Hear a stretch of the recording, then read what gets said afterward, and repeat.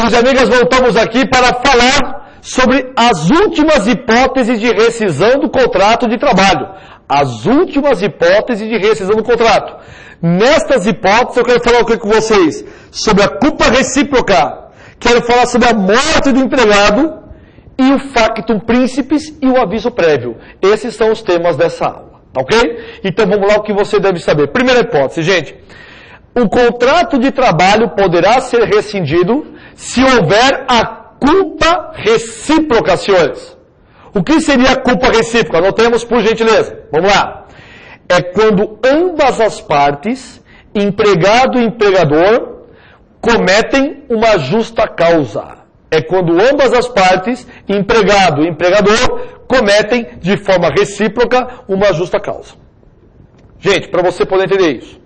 A culpa recíproca, ela somente poderá ser caracterizada se estiver feita judicialmente. A culpa recíproca, o contador nunca vai fazer uma rescisão com o link culpa recíproca. Isso não existe. O contador pode fazer uma dispensa por demissão, dispensa sem justa causa, dispensa com justa causa. Mas a culpa recíproca é só o juiz do trabalho que pode oferecer essa situação. Somente ele, mais ninguém. Então anota isso que isso é importante também. Somente o Poder Judiciário poderá caracterizar a situação. Mas Gleb, para entender, como que funciona esse negócio aí? É mais ou menos assim, gente. Imaginemos que lá na empresa tem um empregado tal. E lá na empresa, eu não curto muito esse empregado, sabe? Que tem aqueles empregados que você não vai muito com a cara. Normal, eu tenho escritório e tem algumas pessoas lá que eu não vou muito com a fachada. Você tem mais afinidade com outros. Mas, Gleb, por que você mantém uma pessoa que você não vai muito com a fachada? Porque a pessoa manda muito bem. E eu sei que a pessoa também não vai muito com a minha cara. Mas é porque eu pago bem. Então é uma troca. Entendeu? Bom, só que a relação fria, tipo... Não tem aquela relação, e aí, como é que você tá? Tudo bem? Tá? Não tem isso, bom dia, tudo bem e tal. Só isso, bem gelada a bagaça mesmo. A pergunta é, um dia eu chego e agrido esse empregado. Você é um corintiano. Aí ele levanta e fala, não, você é um corintiano. E aí começamos uma discussão homérica, eu e esse empregado. Olha que coisa meiga, né, cara? Coisa de boteco mesmo, coisa de botequim, fazer essas coisas. Essa é a hipótese clássica de culpa recíproca, gente. Então o que você deve anotar aí? Vamos lá. Havendo a culpa recíproca, o empregado receberá metade, 50% das verbas que teria direito. 50% das verbas que teria direito. E quais são essas verbas que ele teria direito? É a súmula número, vamos lá, súmula 14, notamos aí, súmula número 14 do TST. Então deixa eu colocar a súmula para você aqui, vamos lá. Havendo a culpa recíproca, o empregado receberá 50%, vamos lá, do valor do aviso prévio, 13º, e férias proporcionais. 50% do valor do aviso prévio, 13º e férias proporcionais. Então a culpa recíproca, ela está caracterizada justamente nessa situação. Quando o empregador agride o empregado e o empregado agride o empregador.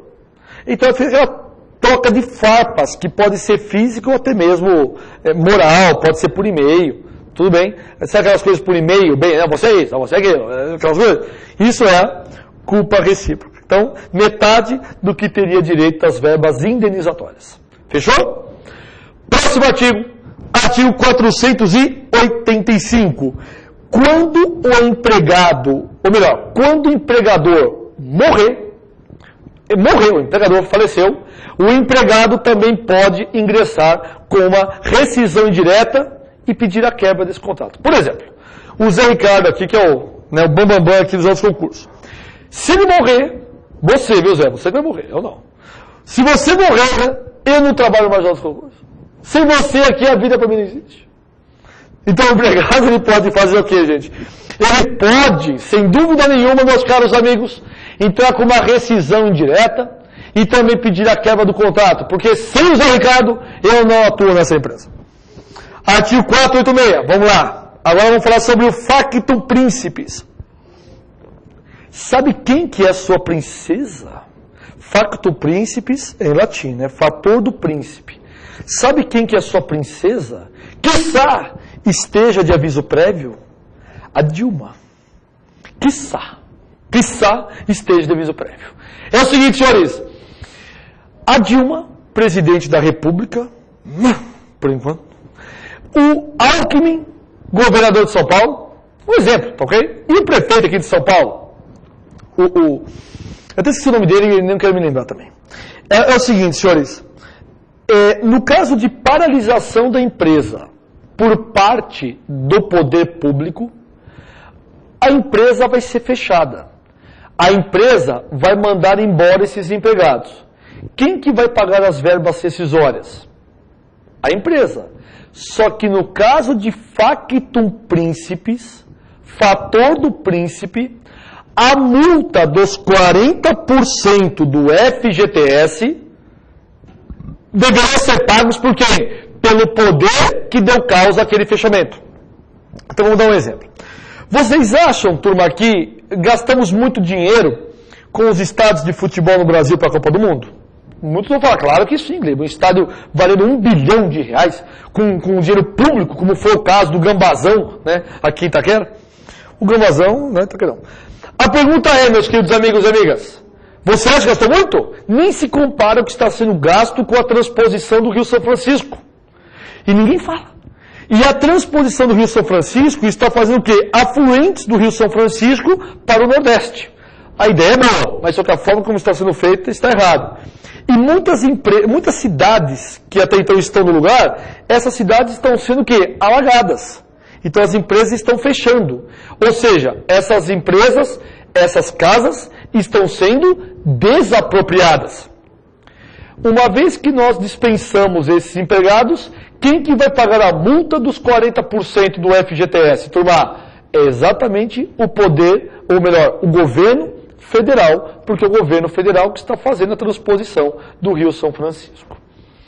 Ou seja, somente a multa dos 40% que será pago pelo poder concedente. Agora, o que eu chamo a atenção de vocês aqui, gente, anotemos. Sempre quando o empregador ele invocar esta defesa, o juiz do trabalho obrigatoriamente notificará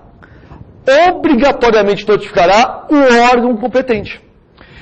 Ou seja, o empregado entrou com uma ação, o que fez a empresa? Apresentou a defesa. E nessa defesa o que a empresa fala? Nós não vamos pagar a multa do FGTS, porque quem paga é o poder público, não somos nós. Então o juiz do trabalho obrigatoriamente deverá intimar o poder executivo, que deu causa àquele fechamento, que pode ser na esfera municipal, estadual ou nacional. Tá ok? Outro ponto que se faz importante aqui, turma. O juiz, ele pode determinar a paralisação do trabalho nessa situação, se invocar qualquer tipo de risco iminente a este empregado, tá?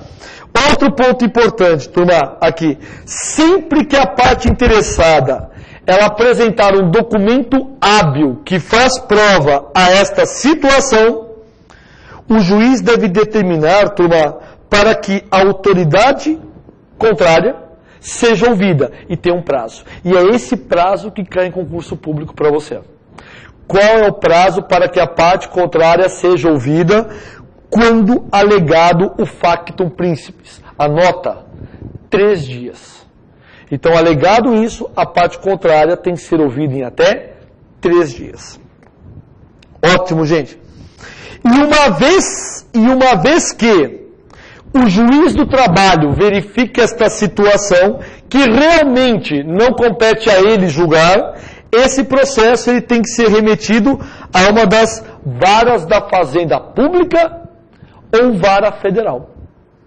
Então nós temos isso, gente. Uma vez verificado o factum principis, é o parágrafo 3º do artigo 486.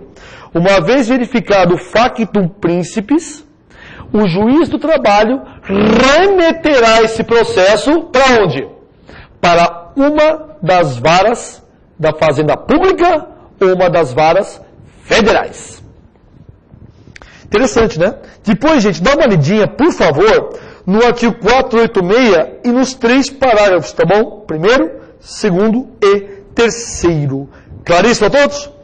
Bom, gente, eu tenho que falar sobre o próximo assunto, que é, automaticamente, o aviso prévio. Vou falar sobre esse assunto, mas na aula número 26. Espero por você. Vamos lá, mais uma aulinha. Obrigado.